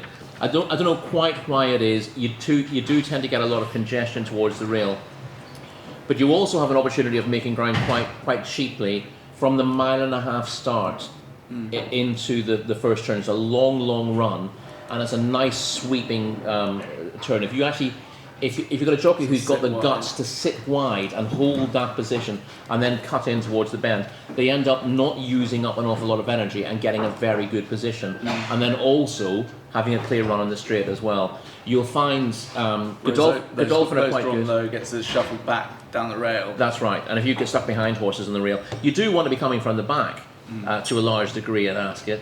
But you don't want to be coming from the back through a bunch of horses on the rail. You need to get clear sailing in the straight. The best way of doing that is enter the straight, coming reasonably wide and having that clear run straight away. A lot of trainers will always say, "Oh, my horse needs cover," and for me, great horses don't need cover. They're going to get the job done if they're good enough to win it. And if you've got trainers or jockeys who are confident enough to ride their horses so they don't have cover, but they get a clear run, they outperform the others massively. But there are certain trainers who will never do that. If they're drawn wide, they will tell the jockey, take a pull at the start and head across the rail. And you need to identify which trainers those are and then knock them out, because that's the one thing worse than being drawn on the rail in the first place is being drawn wide and being told to go to the rail. Please lose 10 lengths at the start and then act as if you're in stall 1. It cannot possibly work. It never has worked, and yet people still persist in doing it. Yeah. Right. Just one other thing on that 305 on Thursday, the King George Handicap, 1.5. You just bet every horse and finished first or second last time out. You'd have found the last 11 winners going back to 2012 and made a profit of £7.50. So if you then combine that with Rory's, stats and say we're only going to bet the ones that are drawn in double figures, then you'd boost that considerably. But yeah, the recent form does come to the fore. But just beware prominent races, beware low drawn horses in particular. It's all very well being drawn 12, but if you're a front runner, trained by Charlie, goodness me, you don't have to make money every time Mate Johnson. Then you're probably on a hiding to nothing. Poor old Charlie Johnson, he's only just taken over. So King George V and the Duke of Edinburgh, the 340 on the Friday, both of them have a huge bias towards the high draws. Harry, on the Thursday, like I said, we've got the Norfolk amongst some other 2-year-old races. Well, there's the only 2-year-old race in the car, but anything else? That's the only race for us. Not being impressed with the lead status. Yeah. I love that race, the National Stakes. Lyric Fantasy was my favourite ever 2-year-old, fastest ever 2-year-old. And she went up to York and won as well, didn't she? Then she went back to Newbury. I used to know Mace Roberts, he's the rider, and she won the National Stakes. It was always in the evening, and just so many rockets have won it. Yeah. More so in the early 90s than now. And elite status to me just looked. And it's Carl Burke as well. He's in such incredible form. Great to see. Great fella. And I hope that she's a rocket. Funny enough, both trainers you'd expect talking about Wesley Ward. That everything that Wesley Ward trains is a machine or a rocket or whatever. That everyone he brings over is anyway. And although we got loads of speed, unfortunately, the American horse was visually on the clip. Good to look at. Glenn was really impressed with just who's it be, but elite status will be a solid bet for us. Probably the second biggest bet of the week, and probably about between 25 and 30% of the stake on Little Brown Bear. So that's how we're mistaken. They'll be the 2 biggest bets, and just behind those 2 will be the filly, and that's mainly because of the negative for the second one. It sounds like the little Big Bear Elite Status double is going to be one of the naps of the meeting. We'll move on to Friday. So we covered the Commonwealth Cup and the Coronation Stakes. We've got the Albany, which is Jabara and Soprano at the top of the market. I quietly fancy Carla's Way for the Crisfords there. That's the only other bet. I'll tell you what. Before I even run through the rest of the card, tell me why Carlos Bay is going to win. Because Ben had a monkey on it. That's there why. we go. But since he backed to the 8-1 today, and then a couple of, I think he thinks it might be a little bit bigger now on the day. Yeah. But the fact that I'm a Simon Crisford fan, I love anyone in sport who can do it at both sport. You know, do more than one thing at anything.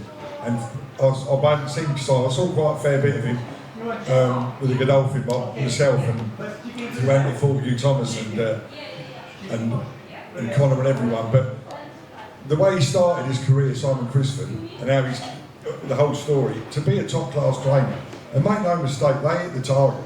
And I saw him at the sales, and I love a lot of other sports and sports people outside of racing. I bumped into him at the sales, and I said to him, respect Simon. You know, I'd seen him for a couple of years, 5-6 years, and I said, you know, what you've done, and because it's class to me. You know, there's going to be so many people knowing his background when he started, and when they have the money on, they win. You know, they're miles ahead of the game, and fair play to win.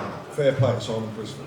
Yeah, I mean, I had one of my best touches of all time after just literally meeting Ed Crisford for a pint and him telling me that Austelia wins.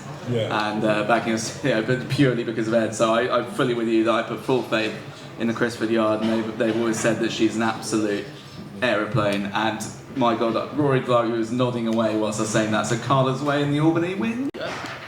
I think it tends to be that the fastest fillies end up going for the Queen Mary, and Carla's Way is clearly going to run on the Albany. She's related to top class winners at a mile and a mile and a quarter. She's clearly going to stay further in time. She's going to be a miler, I would have thought. And she won well at Doncaster despite being pretty free. Making the running, which it's not ideal. You talk about Ascot not being an ideal front runner's track. Doncaster is much the same. It's a very similar track where you've got that climb to the line that's, you know, sort of imperceptible, but it does catch them out. I thought she did well to win as easily as she did, given that she raced fairly freely in what was a warm enough race. That was over 6.5 furlongs as well, so dropping back to 6 at Ascot won't be a problem. She'll see it out thoroughly. I thought she was the best in that race, to be perfectly honest. So delighted to hear that both of you are on the same pin. You think you're delighted. You have no idea how I feel at this particular point. Andrew, would you have anything else? So we've discussed the Albany there, but if you have a fancy in that, or if there was anything else on the Friday, you know, you got the King Edward, the 7th Stakes with King of Steel, a warm order after his bold run in the Derby, a few other handicaps, including the Sandringham. Is there anything in particular that catches your eye? I imagine the draw bias will be strong in the Sandringham over the straight mile by the Friday, but yeah, it's just a case of keeping an eye on what's happened in those earlier races. And you've got that the 5 furlong handicap now, the 6:10. Way past my bedtime, but again, that's been dominated by high draws since that's been going. That's only for 3 years. And you look at the Sandringham. I mean, Charlie Fellows has had 2 33-1 winners of the Sandringham, both ridden by Hayley Turner. Comes from off the base. I mean, Jamie Spencer rode two winners before then. So when you see names like that on the score sheet, you know what kind of horse you need. Something that's going to be, you know, held up and you know, come through from the back of the field. So. Although Hayley's riding a Henry Spiller horse this time. She's not riding the, I don't know if Charlie Flair's got in there, but she said on ITV the other day she was running one for Henry Spiller, so... I was going to say, it's the early meeting really where you can conceive of backing anything written by Hayley Turner or Jamie Spencer, I suppose. That's on camera. Yeah, I mean, James Dawes another good jockey to keep an eye on there, and yeah, like you say, certain trainers seem to do well there every year, don't they? I mean, David O'Mara as well, you could back all his horses at Royal Ascot and make a profit.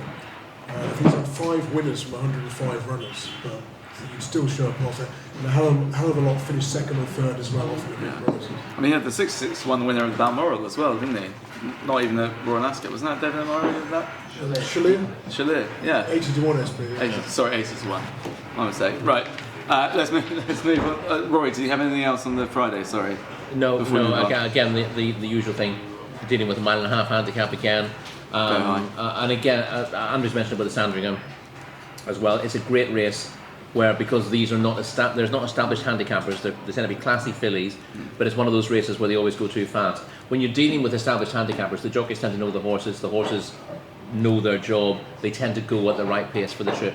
The Sandringham is one of those races because these fillies are often stepping up from 7 furlongs to a mile, are often in much more competitive races than they've been before, but they're all unexposed. They look exciting, but it's still always the horses coming from off the pace who dominate that, because it's very difficult for jockeys to judge the pace, particularly on reasonably flighty fillies as well. So you want to be seen to be giving them every chance, and as such, riding them a little bit cold comes to the fore. And that, for some reason, reasons that I've hopefully laid out, that is one of the ideal races for backing the hold-up horses to fill the frame.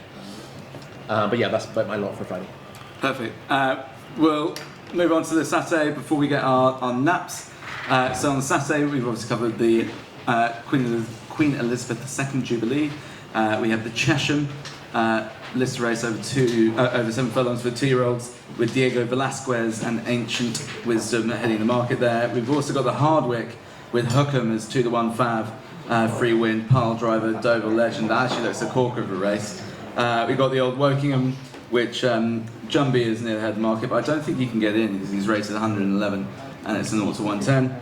I think his rating at the time of entry allows him to get in. Time of entry, that's good. Yeah. So he's just well in. Well done, Jamie. And then we've got a couple of handicaps to finish it, including the Queen Alexandra at the Willie Mullins benefit. Rory, the Hardwick, Hookham, free win, pile driver, Dover Legend. Any one of those take your fancy, or are you looking elsewhere on the card for a bit of value? I'd be with Hookham in the Hardwick, but he's short enough for that to be, you like the horse with the most obvious chance. I know he's a 6-year-old now, but he's very lightly raced over the years. My slight concern, I was really concerned about him coming back at Sandown and Quickish Grind. He almost broke a leg last year, for crying out loud. So he's managed to come back and look better than ever, and he's clearly over that. But backing horses at 7-4 with a history of injury is not really my cup of tea. I don't want to be against him. I think he's the best horse in the race, but I think it's difficult at the moment, looking at decks, to find an angle into the Hardwick. The Wokingham is a more interesting race from that point of view, and we get a fair idea who's going to run on the Wokingham at this stage, because there won't be a huge amount of dropouts from what we see. I like Ascot for James Horton. I mean, and who wouldn't like to see a winner for John Downs? He's had a tough time lately. I'm sure it'll be massively popular. It'll be a winner for the FCA now. Indeed. Ascot, he, for some reason, he came here last summer and made the running in the International Stakes. He's a horse who normally is held up right out the back in his races, and I don't know why they come up with the idea of blasting off in front. Because I tipped him. Oh, that would be a fairly good reason. He was badly drawn before that in this race, but he came back to form later in the season. He was a very good third to Escobar in a very good 7-furlong handicap here. Since then, he's been second to Dakota Gold over 6 furlongs at Doncaster, and then his fourth of a dream is a race you can put a line through. That was on bad ground at Doncaster in April, and obviously he's been off since because James Horton's not been able to run his horses for well publicised reasons. He should be really well suited by a strongly run 6 furlongs at Ascot. He's got the form at 7, but he's effective at 6, and the nature of this race, the fact that they go so hard over this trip, should bring him into it, as long as they've got the sense to abandon the tactics they used once at the track last year. He does need to be held up off the pace. You don't have to be in any hurry around here, and it's at 20s and thereabouts. He makes appeal at this stage, and I thought you're still going to get a reasonable price on the day. So he appeals to me most of those in the Wokingham. Andrew, Wokingham, Hardwick, anything else on the Saturday? Yeah, the Wokingham, I was worried about the prospect of fast ground for the favourite Araxio, Charles Hall's runner. Didn't like Kanjar, the second favourite, William Haggis. Seems to have an obvious pattern to his form. He needs a small field. He's had 4 runs in single figure lineups, first, second by a length. We're missing the break a long way at Hamilton last time. Every time he's had a double figure size field, he gets beaten a long way.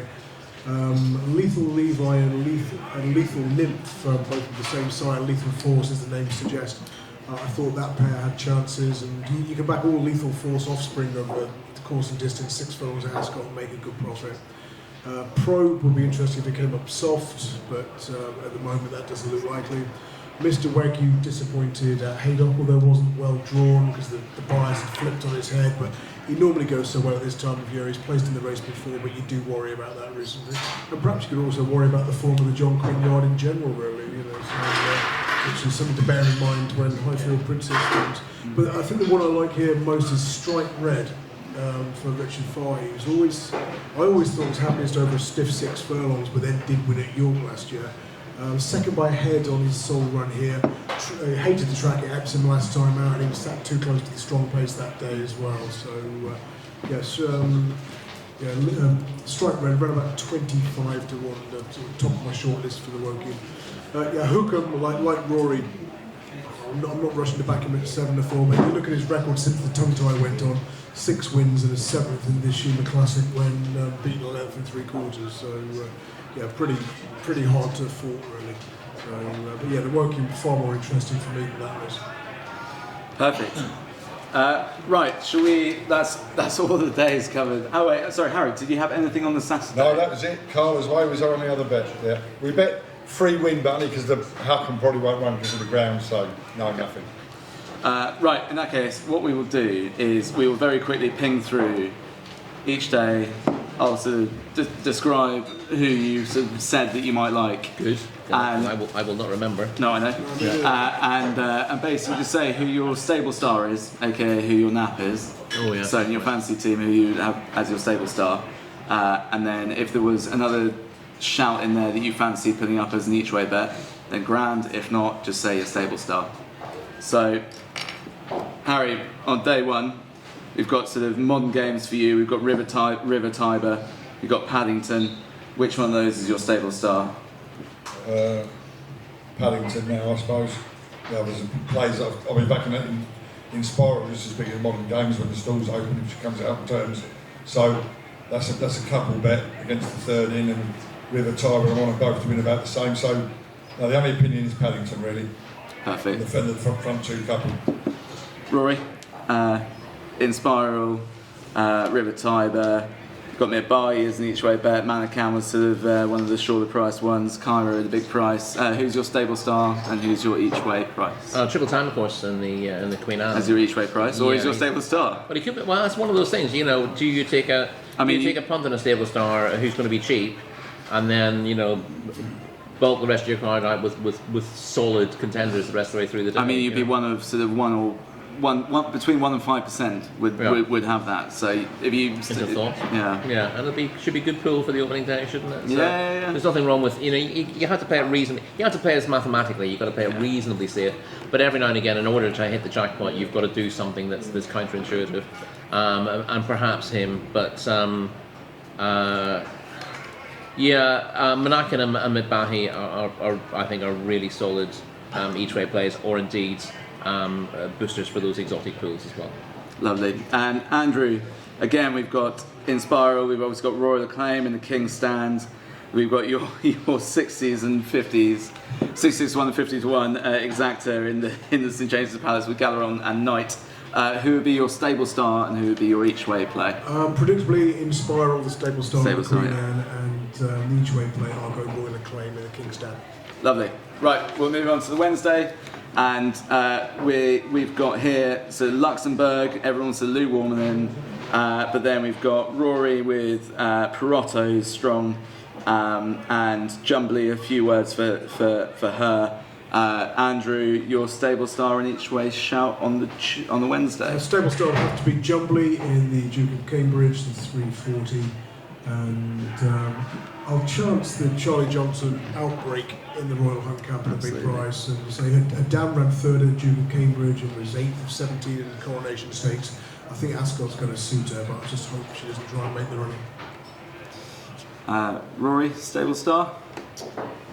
As it stands, I didn't actually mention it at the time of saying we discussed Jumbly in the Duke of Cambridge. Listen, I want to be with Perotto, but when you're dealing with a sort of 30 runner handicap, you can't is going stable star a wise move.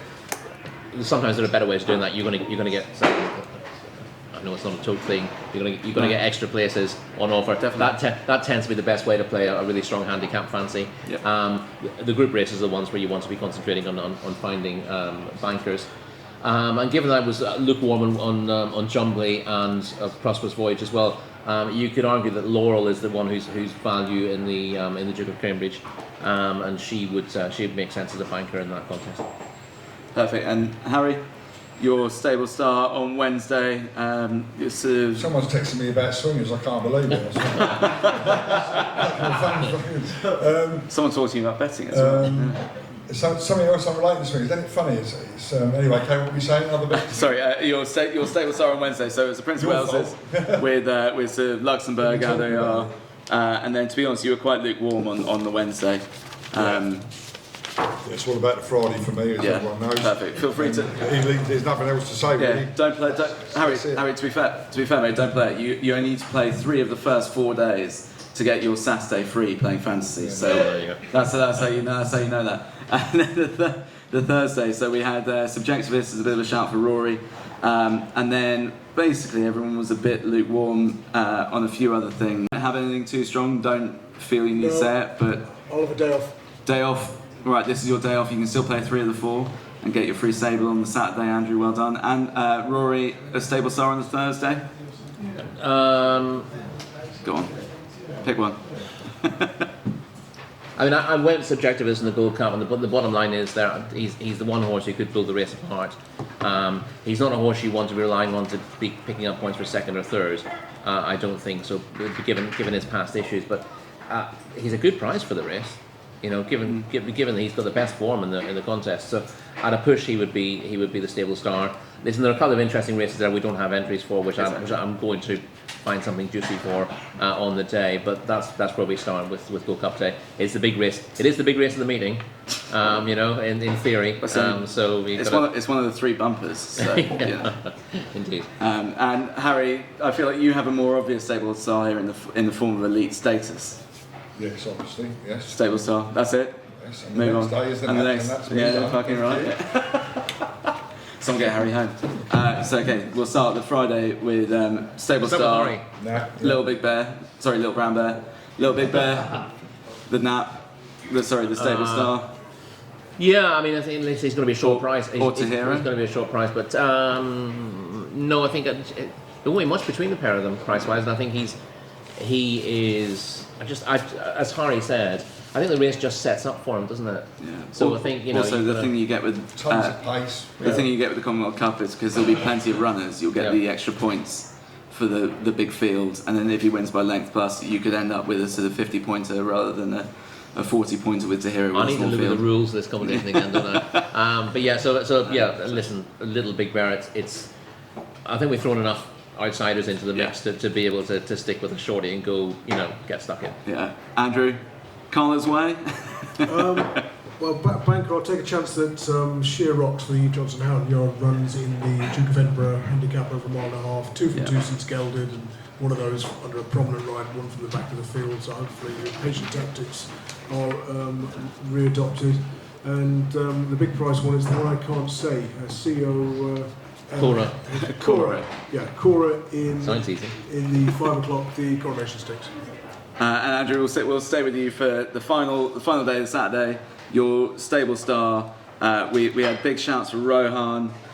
You also shouted with Strike Red in the Wokingham, but I suspect probably Rohan in the QE2. Mate. Yeah, Rohan in the what I want to call the Platitubes, but it's the Platitubes. QE2, and then as predicted, the Strike Red and the Wokingham. Rory, are you following a sort of similar tack with Rohan? Hey, listen, he's on my radar. Actually, Hookham makes appeal as a stable star.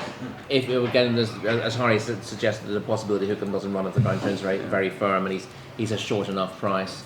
What else do we think? Struggling a little bit with what we can see. As well, isn't he? If the weather's right, I mean, you could have something in the Chesham. You could have Diego Van.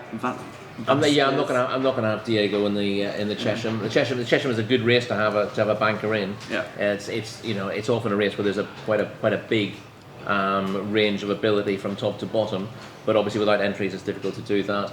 I suppose the one I threw up there is Ascot, who put up for the Wokingham. I think that race will suit him, so he's the one at a price for me to play on the day at this stage. Perfect. And Harry, you're already done at this point.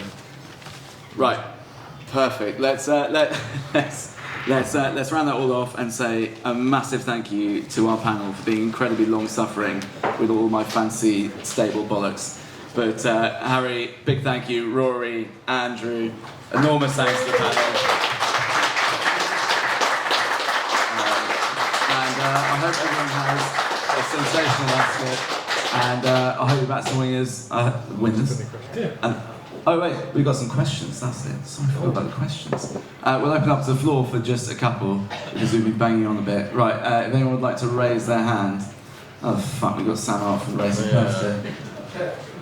Yeah, I think Chaldean's a dreadful favourite in the St James Panel. That's not a question. Who do the panel think is a really poor favourite at Ascot during the week? That's a good question. That's a very good question. So much so that it's caught everyone on the hop. Rory, you look like a man that's got the answer. I don't agree that Chaldean's a bad favourite, but I think he could be a lay. But I don't think much. I absolutely love the horse. I just don't think he'd be winning against time if he wanted to ask it. It wouldn't be his ideal track given his run style, so I can see why he might be one to take on. And as we were speaking off air, as a rule, we tend to overrate Guineas winners. You know, because it's a classic, we tend to go over the top by them, even if the form doesn't look special at the time. And Guineas winners don't tend to pay their way. You get every 5 or 6 years, you get a real superstar winning the Guineas, and then they show themselves to be really good. But ordinary Guineas winners tend to be overbet in the races subsequently. So I would tend to agree with Chaldean. Difficult to say who.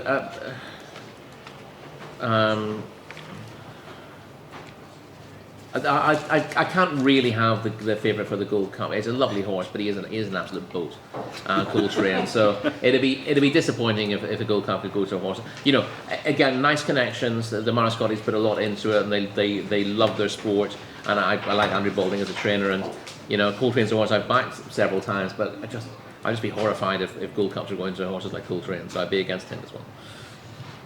Perfect. Right. Any other questions? Wait, we've got one here. Past the gentleman there. When I asked the panel, one of the panel, when was the last time Andrew backed an odds-on chance?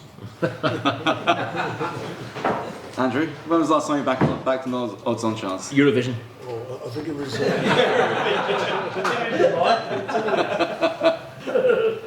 It might have been when Ryan Moore won the jockey's title, and he was clear with a week to go, and Stan James was 13-2 on, and even if he was hit by a car that day, he'd still have won it. So I think I had 1,300 to win 2 before they closed my account. So. And I think we now see why Stan James is no longer an operating bookmaker. We had a question at the back as well. Can you imagine if Andrew bet 1,300 to 2 on, what the actual price was?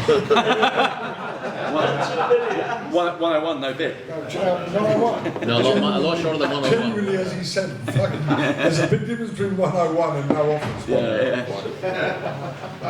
That's a great story. I like that one. It's not Ascot related, but Harry, I can't let you go without noticing Tote have got back involved in Greyhound racing.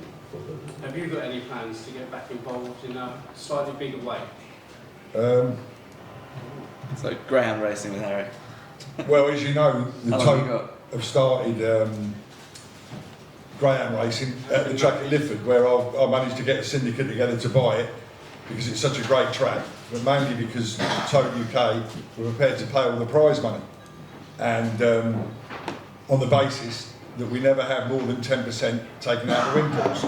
So when people go Greyhound racing, they can win again. And for 45, 50 years, that hasn't happened.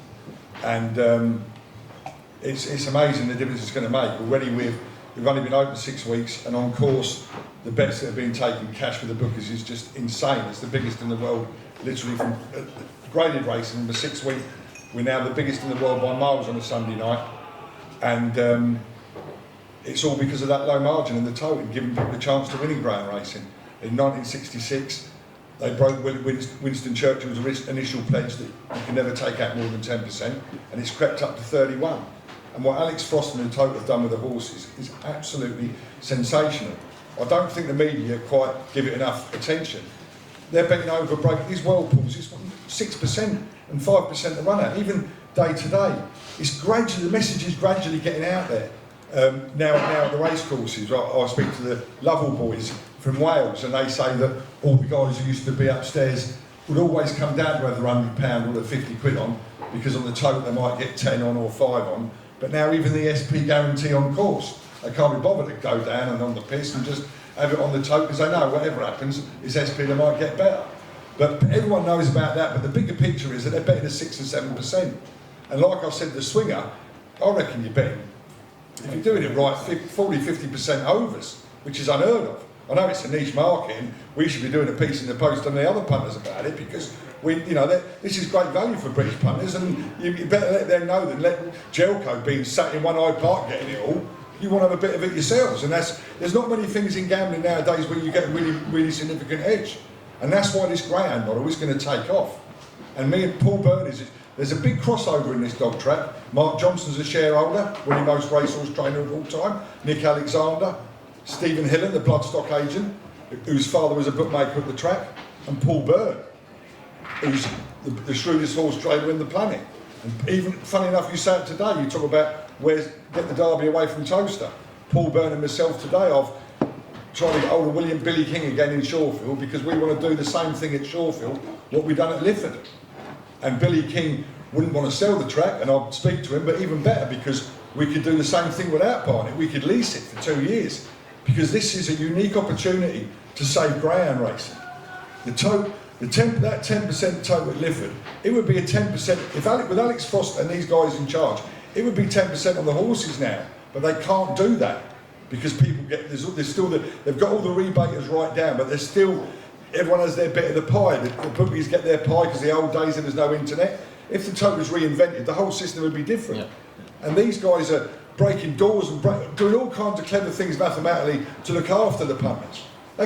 You get these idiots coming on saying about their seeding. When the tote are doing whatever seeding they're doing, place box money generator, they can't take any money out. They're not seeding, they're policing. It's a different thing. They're looking after you guys so the shark doesn't get it. It's not seed, they can't win anything. When the sharks win, they take it out. When these guys see they don't take nothing out, then people need to understand that this tote is revolutionary. But greyhound racing will be the way to show the world how different it is. Because in horses, as I say, it's all 1%, 2% margins. But in greyhound racing, they got so bloody greedy that from 1970, when they said 10% you could go higher, they went from 14, 15, 17. Do you know what it is in greyhound tracks now in England? Between 31 and 34 at every track. People can't go greyhound racing now. When they go to Lifford, they're going to come in buses from all around the area, and they're betting at 10%. They can't believe it. And the other night with 11 races, 11 of them, all 11, the tote SP was better than the bookmakers SP. And our bookmakers are the biggest in the world after 6 weeks. But let me tell you now, Shawfield would just explode. So I hope they've got this on video, boys, because Billy King, me and Paul Byrne want to come up, do a deal, you can lease it to us, they can't sell it for housing. The old man Billy King wouldn't give it to SIS and the things, and Billy said to me 5-6 months ago, Shawfield will never be used for greyhound racing again. And I said, Billy, what if it takes off in 3 or 4 months? I said, will you let me and Paul Byrne come up and have a look? And he laughed, and I'll text him today. So in answer to your question about the English Greyhound Derby, we'll get Shawfield going first, tote 10%, take it around the world. The problem with England is Coventry was the place for the Derby. I had that, and they stopped me. There's nowhere else really now, because Toaster's not a dog track. The best place for it would be Central Park, but they've got sand issues and it's not in the right place. But I promise you, don't worry about the Derby. You get Shawfield going in Scotland. They're going to try and stop greyhound racing in Scotland, and there's only one flapping track left. If me and Paul Byrne do a deal, and the UK Tote do a deal at Shawfield, it will change greyhound racing in Britain overnight.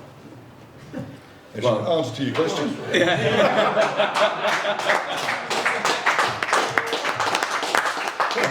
Fucking Harry for PM. I mean, Jesus Christ, I'm exhausted. Let's call it there. I mean, Harry, thank you so much for that. I mean, I'm sort of a mixture of exhausted and also impassioned. Let's do that article about the swingers, because no one knows, do they? Nobody's laughing about it. But no, if you think of all the ordinary punters out there, they don't know there's... You know what I mean? Jilko would go, that bastard Harry. As soon as we do it in the paper, that's what'll happen. Jelko will be in Hyde Park corner with racing posts and go, oh, fucking hell, that's not 4% of my swinger profit this year. If he doesn't, I'll eat that glass. So you might as well tell him, because I'm too busy trying to take over greyhound racing. I won't even be able to do the swingers this year, but there'll be young kids that will, and you must tell them. They are. Harry, before you sustain permanent damage by eating a glass, let's call it a day. We will call it a day, yeah. I want to go and eat. Thank you very much, everyone. We've got to talk about Lifford. Enjoy your evening.